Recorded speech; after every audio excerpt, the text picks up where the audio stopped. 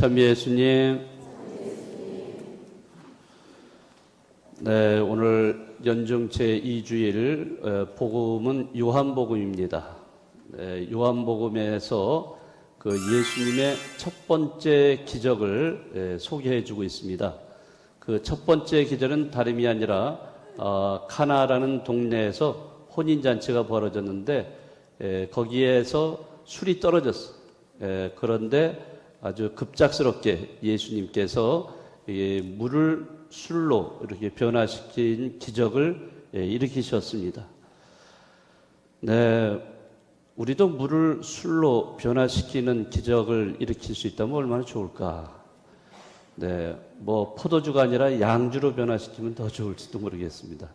어쨌든 이런 기적을 보여주셨다는 것은 여러 가지 의미가 담겨 있습니다. 우선 혼인잔치에 술이 떨어졌다 하는 것은 큰 수치입니다. 네, 이거는 있을 수 없는 일이에요. 미리 다 술을 준비를 미리 해 놔야 되는데, 네, 어떻게 그 준비를 해 놨겠죠. 그렇지만은 더 많은 사람들이 참여하는 바람에 술이 그만 떨어지고 맙니다. 뭐 지금 같으면은 뭐 24시간 편의점 같은데 아니면은 뭐 마트 이런 데 가서 막 술을 금방 급조를 할 수 있을 수 있는데 뭐 그 당시에는 집에서 술을 다 만들어냈기 때문에 순간적으로 술을 마련한다는 것은 불가능한 일이었겠죠. 네, 이럴 때 성모님이 나서시죠. 나서서 그 집주인의 고충을 사려 깊은 마음으로 읽어내시고는 아들 예수님께 부탁을 합니다. 네, 그렇지만 예수님은 대뜸 어머니에게 아직 저의 때가 오지 않았습니다 라고 이렇게 말씀을 하시죠. 네, 그렇지만 성모님은 하인들에게 예수님이 시키는 대로 하라 이렇게 말씀을 건넵니다. 자, 여기서 우리는 성모님의 그런 그 마음을 잘 읽을 수가 있어요. 예, 집주인, 지금 얼마나 애타하겠습니까? 술이 떨어져서, 정말 어떤 이런 급작스러운 상황 속에 정말로 곤란한 지경에 놓여 있을 때 성모님이 나서시죠. 그렇게 나서시게 된 거는 아들 예수님께 대한 철저한 믿음과 신뢰가 있었기 때문에 그렇습니다. 아들 예수님이 반드시 뭔가를 이렇게 해결해 주실 거다라는 그런 믿음, 확신, 이런 것이 있었고요. 또 뿐만 아니라 어떤 아픔과 고통에 놓인 사람들의 마음을 헤아리는 그런 성모님의 자비로운 마음을 또 읽어낼 수가 있습니다. 그러니까 우리가 물론 하느님께 우리가 기도를 드리지만은 또 어떤 때에는 또 성모님께 우리가 전구해달라고 이렇게 기도하는 경우도 있죠. 그래서 성모님은 어떻게 보면은 중재자세요. 우리와 하느님 사이에 중재자 역할을 하시는 분이 성모님이세요. 그래서 어머니로서 이러한 역할을 이렇게 해주신다는 것을 또 볼 수가 있습니다. 어쨌든 성모님은 중재자로서 아들 예수님에게 이렇게 부탁을 했고 아들 예수님은 하인들에게 물 항아리에다가 물을 가득 채우게 이렇게 합니다. 여기서 그 항아리를 우리가 좀 생각을 해봤으면 좋겠습니다. 네, 항아리에 물을 채우려면 그 항아리는 비어 있어야 돼요. 그래서 비어 있어야만 항아리는 그 역할을 할 수가 있습니다.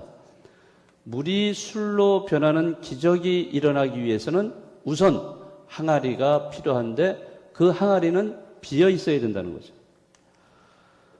여기서 물이 술로 변한다는 것은 여러 가지를 암시하고 있어요. 네, 여러 가지 암시하고 있는데 그 중에 우리가 생각을 해볼 것은 바로 우리 자신들의 변화입니다. 우리도 물이 술로 변화됐듯이 우리가 변화가 돼야 된다는 거죠.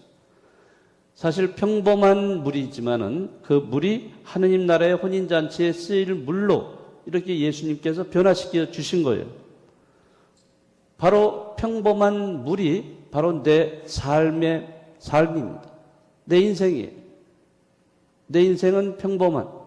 그래서 어떻게 보면은 내 인생을 조금 더 들여다보면은 죄스러운 그런 존재예요. 늘 나약하고 부족하고 허물이 많이 있는 그러한 존재입니다. 네, 그러한 그 나약한 존재라는 사실을. 네, 그렇지만은 그러한 평범한 물이 하느님의 그 능력이 닿았을 때 그것은 하느님 나라의 혼인잔치에 쓰일 술로 변화가 될 수 있다는 겁니다. 네, 이런 것을 우리에게 알려주고 있습니다. 내가 변화되기 위해서는 그 항아리가 비어 있어야만 하듯이 나 자신도 비어 있어야 돼요. 나를 비어야만 내가 변화가 될 수 있어요. 그럼 나를 비운다는 게 도대체 뭔가? 그것은 다시 말하자면 자기를 버리는 거예요. 자기를 버리고 자기를 포기하는 이런 행위가 따를 때 비로소 새로운 걸로 채울 수가 있다는 겁니다. 내가 가지고 있는 것, 또 내가 좋아하는 것, 이런 것들을 과감하게 버릴 수 있어야 돼요. 여러분들이 혹시 마태복음에 나오는 비유 이야기 아시겠지만은 밭에 묻혀있는 보물 이야기에서도 보면은 어떤 사람이 밭에 나가서 그 험한 밭을 일구죠. 땡볕에서 일구는데 그러다가 땅을 파다가 거기에서 보물을 발견을 합니다. 그럴 때 그 사람은 어떻게 해요? 일하다 말고 땅에 다시 파묻습니다. 보물을. 그리고 자기 집으로 돌아가요. 그동안 자기가 쌓아왔던 재물들, 이런 것들을 다 가산을 다 정리를 합니다. 다 팔고 돈을 모읍니다. 주변의 동네 사람들은요, 이 사람들이 미쳤다고 생각을 해요. 어떻게 그동안 그렇게 땀 흘려서 벌었던 건데 그걸 다 팔아버리고 그렇게 할 수 있는가. 그렇지만은 이 사람은 알고 있어요. 그 자기가 캐내던 그런 밭에 정말로 어마어마한 보물이 묻혀 있다는 걸 알아요. 다른 사람들은 잘 몰라요. 그러나 이 사람은 알기 때문에 그 자기가 소중하게 여기던 것들을 다 포기해버려요. 그래서 이 밭을 살 수 있게 됩니다. 그 밭을 사게 되면은 밭에 들어있는 보물을 차지할 수 있는 거죠. 우리가 자기 자신을 변화시키려면은 자기 거를 포기를 해야 돼요. 자기 거를 버려야 되고 자기를 떠나야만 비로소 새로운 거를 얻을 수가 있습니다. 물론 이제 자기를 포기하고 또 버리는 행위는 그렇게 쉽지가 않습니다. 그러니까 자기를 변화시킨다는 것이 그렇게 쉽지는 않습니다. 우리는 늘 남을 비판하고 또 남의 잘못을 지적을 합니다. 자기 자신은 변화되지 않은 채 남이 변화되기를 우리가 기다리고 있어요.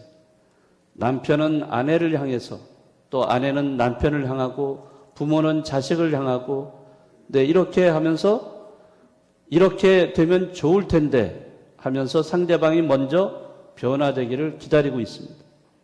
남편이 변화가 된다면, 자식만 내 말을 잘 듣는다면, 시댁 식구만 없다면 이처럼 내 행복을 위해서 뭔가 외적인 것 또는 다른 사람이 변화해야 된다. 이런 조건을 내세웁니다.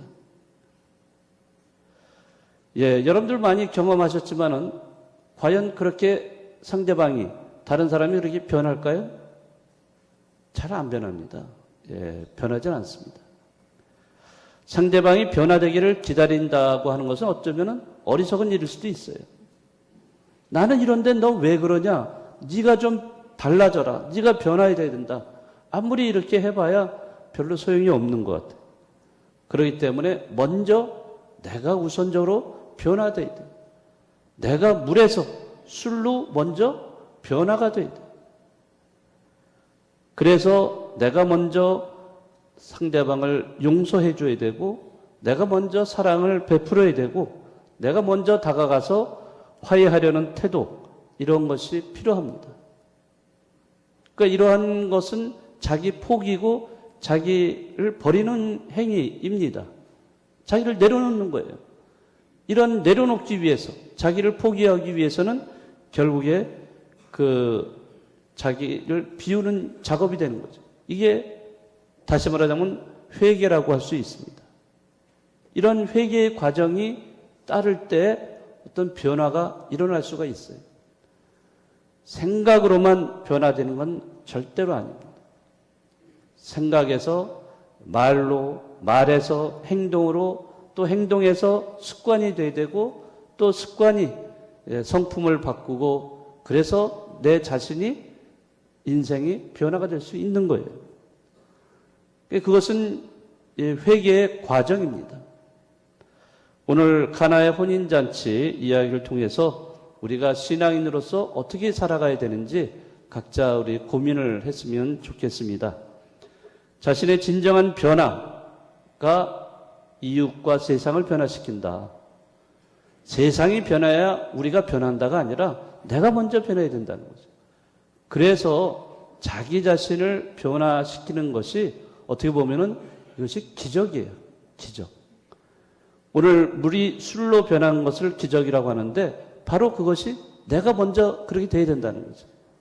내 자신부터 변하면서 그 기적을 체험할 때 비로소 다른 사람들이 이 세상이 변화될 수 있다는 거. 네, 이런 거를 우리가 생각하면서 정말로 이러한 변화의 기적이 늘 일어날 수 있기를 주님께 간절히 청했으면 좋겠습니다. 오늘 특별히 또 43분의 또 선발 예식을 통해서 또 선발되시는 우리 예비 신자분들 이런 점도 잘 생각을 하시고 회개를 통해서 예수님을 받아들이고 또 새로 태어나는 여러분들이 됐으면 좋겠습니다.